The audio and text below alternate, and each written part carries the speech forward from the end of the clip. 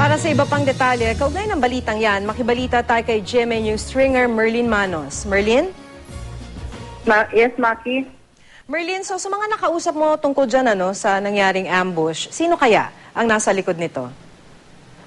Sa ngayon, kasi nakausap namin si Mayor kaninang umaga, ayaw pa niyang magsabi kung sino man o ano man ang dahilan sa pag-ambush sa kanya dahil hindi pa siya sigurado kung magsabi siya, hindi pa daw sila sigurado dahil nga doon sa pangyayari ay medyo nagulat sila doon sa pangyayari. Pero sa mga pulis, may nakausap na kaya kayo doon sa mga nag-iimbestiga? May alam na kaya sila? Sinasabi kanina, pwede daw na politically motivated. Ano hinala nila? Ano suspetsa nila? Ano kaya yung motibo? May update na kaya? Dalawa kasi yung tinitingnan anggulo.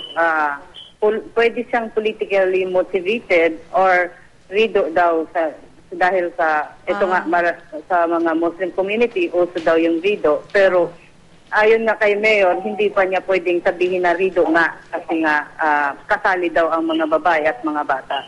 Sa ngayon, kumusta na si Mayor Manamparan?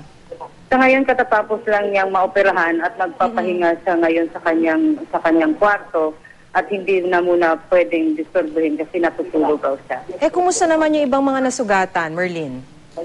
May dalawa akong nakausap na sugatan, bago-bago lang. Hindi pa nga sila makausap ng maayos dahil ooperahan pa sila kasunod ng isang inoperahan ngayon pa. Hinintay pa lang nila at hindi mo makausap sila ng maayos dahil sa sakit daw ng kanilang mga sugat. Okay, maraming salamat sa iyo, GMA News stringer Merlin Manos.